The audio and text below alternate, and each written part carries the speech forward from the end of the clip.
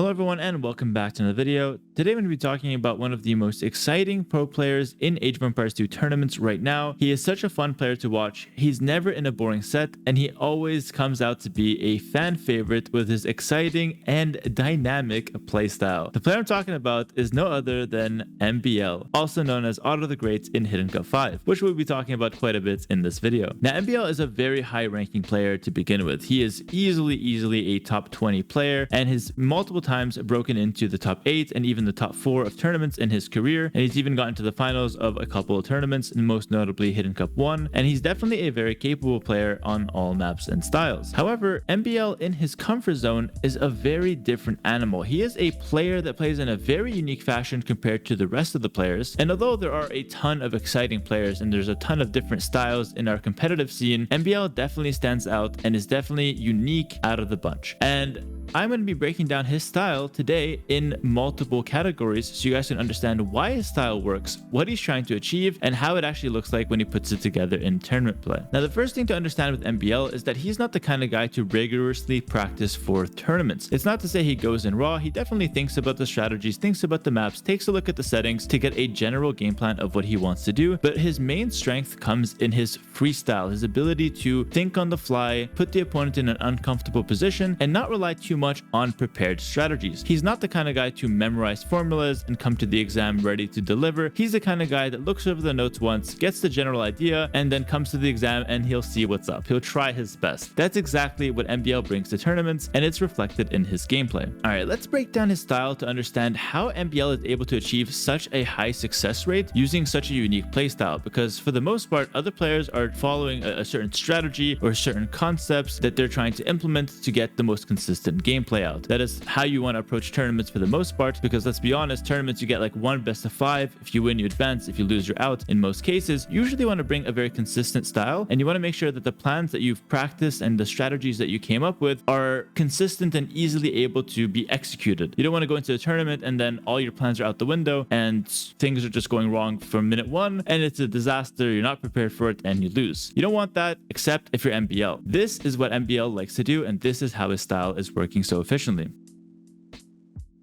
His number one plan is to disrupt his opponent and put pressure on him from minute 1 to disrupt his opponent's plan. Remember, MBL is not necessarily coming in with a plan of his own. His plan is to make both players have no plan, and he does this phenomenally. Let me give you an example of his game against ACCM on Query. He went from the start of the game with a villager forward and lamed both boars of his opponent. Now, of course, MBL is notorious for laming, some people even calling him the master boar lamer, and that's what his name stands for, MBL. It's a really good theory, but honestly, the laming is part of his early game style, which is to put pressure on the opponents and prevent them from executing their plan or their build order. Remember, you can put pressure from Feudal Age, but MBL wants to start even earlier and wants to put pressure from Dark Age. Not by waiting for a drush, which takes far too long. He's going to go with a villager forward and attempt to disrupt his opponent. He can also lame his opponent's sheep or boar with scouts. He's notorious for that, in fact, but the idea is one and the same. It's to disrupt the opponent and prevent him from executing his game plan. Every single time a lame occurs or an early game cheese or a villager goes forward, the game is changed completely. You cannot go back to an ordinary setting after losing both your boars. For example, ACCM was completely flabbergasted and had to make all kinds of adjustments. It's in fact impossible to know what ACCM's actual plan was on the game. He had to completely adapt to what MBL wanted because MBL was the guy to make the move first. You can watch a ton of MBL's tournament games and they're all very similar. He likes to put pressure early. He likes to be the guy to punch first and to disrupt his opponent's game plan from the get-go.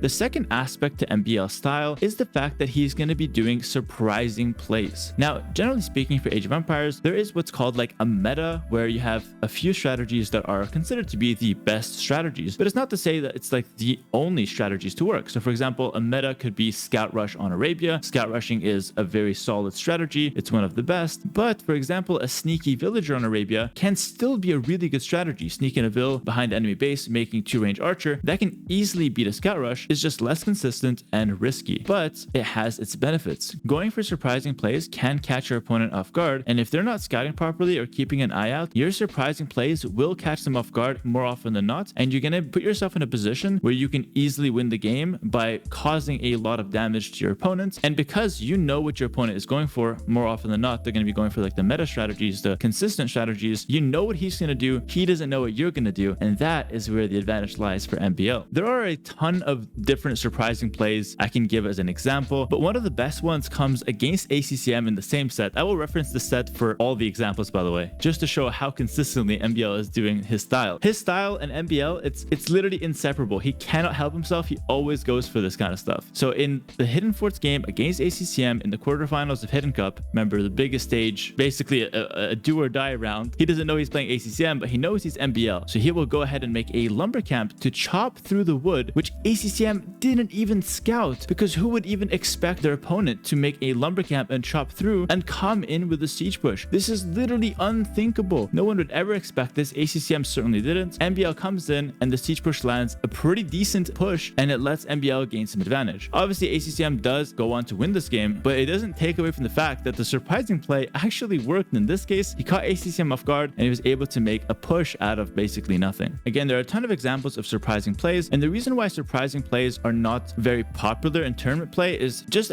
due to consistency. Like I said, most people want to be consistent. They don't want to go for the risky plays, and you don't want to be taking risks more often than not. But MBL doesn't seem to mind, and he's going to go ahead and do the surprising plays, and sometimes they pay off, sometimes they don't, but either way, his opponent will never know what to expect. Another example of these high-risk surprising plays can be found on the Bay game versus ACCM, where he goes for a fast castle on a map where basically nobody was fast castling, and just to make matters worse for his opponent, he snuck a villager behind ACCM's base to make a sneaky stable and go for a light cav. That is absolutely unheard of. I have played 20 to 30 practice games on this map versus various opponents. No one even came close to doing a strategy like that. And ultimately, it caught ACCM completely off guard. His light cav got in, they were able to do a good amount of damage. His FC paid off as well. He was able to get his town centers up. In the end, once again, ACCM was able to take the win, but the surprising play and the risks that MBL took pretty much paid off. He was able to get the surprising light cav raid from behind ACCM's base, and ACCM had to scramble to defend himself because he didn't expect this, he didn't scout this, and quite frankly, he had no idea what MBL was going for, because he just saw MBL giving up water. He was probably super confused why this is even a thing. Everyone was fighting for water. MBL chose not to. MBL went for a fast castle. What on earth is he doing? And you just don't think about the sneaky stable behind your base. I'm gonna be honest, I had an absolute blast watching this. I love ACM, I love MBL. I was really rooting for MBL. Unfortunately, it didn't work out for him this time, but he actually managed to take a couple of games from ACM, who had an amazing tournament, and a lot of the games that he took came from,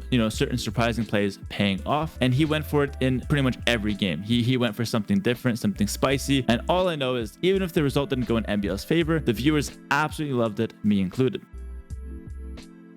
But of course, we've talked about a bunch of risks being taken, surprising strategies, but what if these risks don't pay off? Does MBL have a backup plan? Well, the answer is yes, he does. He does have a backup plan. His backup plan is basically making the game as messy as possible, turning it into a dogfight where anything can happen. Age of Empires 2 is a very highly volatile game. The game can be won and lost in a matter of moments, a matter of seconds. And when the game is messy, a lot of mistakes tend to happen. Most pro players, if they're focusing on one thing, won't really make any mistakes. Let's be honest, Expo Micro, if that's the only thing you're focused on, you're not going to make a mistake. Pro players are just that good. But when there's multiple things happening, a mangonel push on a hill, a monk war somewhere else, multiple town centers, the sneaky stable behind your base, then mistakes will be everywhere. And MBL thrives in situations where it's incredibly messy and there's mistakes happening all over the place. He's also incredibly intelligent in playing the map and will capitalize on every hill that is near your town centers or near your base. He will try to claim that and make it absolute hell for you to reclaim that crucial position to be able to develop and continue throughout the game. MBL also knows of all the different resource locations on the map, and he will try to play to pressure your golds, your stones, and take you off those important minerals. It's in fact one of the hardest things to do against MBL, which is securing those minerals and not letting him deny you from all the precious gold and stone that you need so dearly.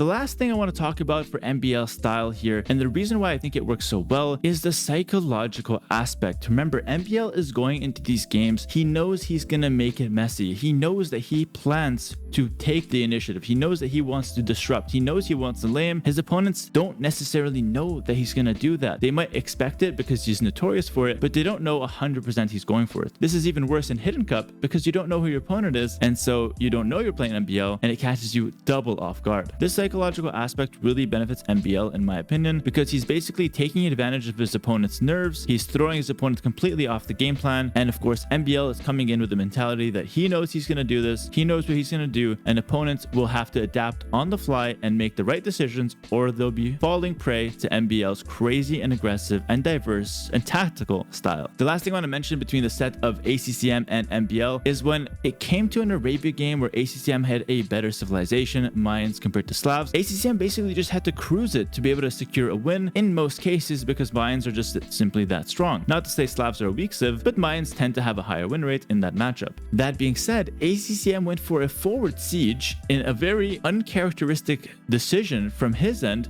because he was playing most games from home, and due to maybe some psychological aspect going on in the back end, maybe he was caught off guard in a lot of the games, he wanted to now secure the map control for himself, he wanted to give maybe MBL a taste of his own medicine and go forward for the first time of the series and start putting some real pressure. He goes for a forward siege and it actually costed him the game. Now, I'm not ACCM, so I can't say for sure what he was thinking, but it is possible that because of how crazy the games prior have been, he kind of got lost in the moment and thought he had to do something crazy to make something happen with the game before MBL does it to him. And so it's very possible he decided to go for a miscalculated decision and go forward siege in a winning matchup and got punished and actually lost that game. So the psychological aspect of MBL's gameplay doesn't only impact your opponent in that one game, it impacts them for the entire set. And don't underestimate how much psychology plays a role in Age of Empires 2 or in any pro esports. Let me tell you, the mental aspect is 50% of the tournament. You got 50% mental, 50% gameplay. I truly believe this, and I think that MBL style really plays on the psychological edge over his opponent.